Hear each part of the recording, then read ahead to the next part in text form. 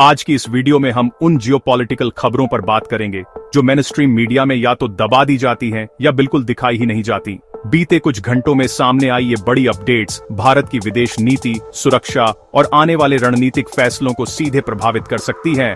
इसलिए वीडियो को अंत तक ध्यान से देखना जरूरी है। सबसे पहले बात भारत और अमेरिका के रिश्तों की। अमेरिकी राष्ट्रपति डोनाल्ड ट्रंप ने एक बार फिर भारत को लेकर सख्त रुख अपनाया है और टैरिफ बढ़ाने की खुली धमकी दी है। ट्रंप ने कहा कि प्रधानमंत्री मोदी अच्छे इंसान हैं, लेकिन भारत को उन्हें खुश रखना होगा। उनका साफ संकेत है कि अगर भारत रूस के साथ व्यापार जारी रखता है तो अमेरिका भारत पर लगाए गए टैरिफ को 50% से बढ़ाकर 70 से 80% तक और कुछ मामलों में तो 500% तक भी ले जा सकता है। यह बयान ऐसे समय आया है जब अमेरिका ने वेनेजुएला में बड़ा एक्शन लिया है, जिससे साफ होता है कि ट्रंप इस वक्त आर्थिक दबाव को हथियार की तरह इस्तेमाल करने के मूड में हैं।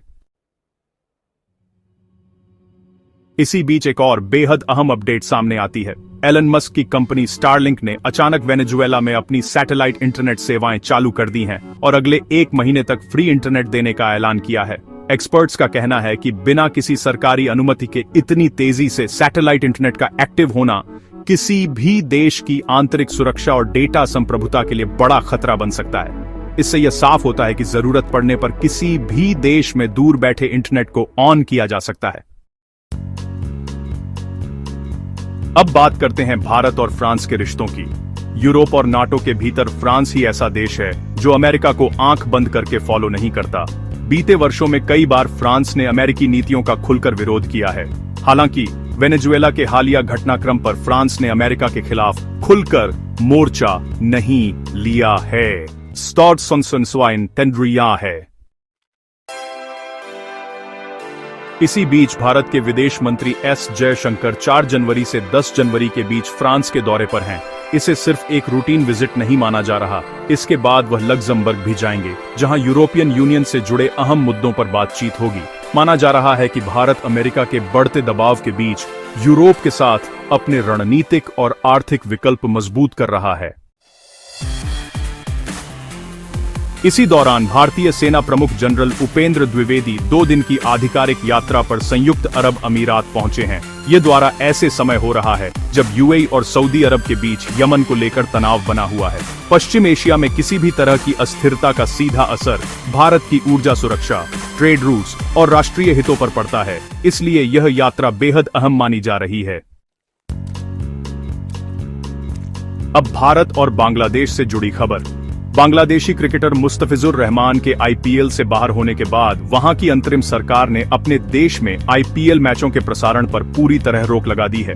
लेकिन असल नुकसान भारत को नहीं, बल्कि बांग्लादेश की कंपनी टी स्पोर्ट्स को होगा, जिसने पहले ही ब्रॉडकास्टिंग राइट्स खरीद रखे थे। इससे बांग्लादेश के दर्शकों का भी सीधा नुकसान होगा। जानकारों का मानना है कि अंतरिम सरकार भारत के साथ रिश्ते और खराब कर रही है। हालांकि चुनाव के बाद हालात बदल सकते हैं। अब नाइजीरिया से जुड़ी एक गंभीर खबर। अफ्रीकी देश नाइजीरिया ने इंडियन शिप एमवी अरुणा होले और उस पर मौजूद 22 भारतीय क्रू मेंबर्स को हिरासत में ले लिया है। नाइजीरियन अधिकारियों का दावा है कि जांच के दौरान शिप से 31.5 किलो कोकीन बरामद हुई है। जब तक जांच पूरी नहीं होती, सभी भारतीय नागरिक कस्टडी में रहेंगे। भारत सरकार इस पूरे मामले को लेकर लगातार डिप्लोमेटिक चैनल्स के जरिए संपर्क में है। आखिरी और बेहद संवेदनशील अपडेट कतर से जुड़ी है। पुराने जासूसी मामले में माफी के बाद कतर की कोर्ट ने नेवी वेटरन कमांडर पुरेंदु तिवारी को फाइनेंशियल फ्रॉड और मनी लॉन्ड्रिंग के मामले में दोषी ठहराते हुए कुल 6 साल की सजा सुनाई है। इसके साथ ही लगभग 195 करोड़ रुपए का भारी जुर्माना भी लगाया गया है। अगर यह जुर्माना जमा नहीं किया गया तो सजा और भी बढ़ सकती है। अब देखना होगा कि भारत सरकार इस मामले में आगे क्या रुख अपनाती है।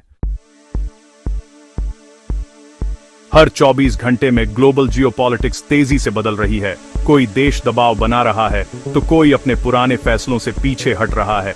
इन बदलते हालातों के बीच भारत के सामने लगातार नए चैलेंज खड़े हो रहे हैं। बाकी आप लोग इस पर क्या सोचते हैं? अपनी राय नीचे कमेंट में जरूर बताएं। वीडियो को लाइक, सब्सक्राइब और अपने दोस्तों तक जरूर शेयर करें। जय हिंद, वंदे मातरम।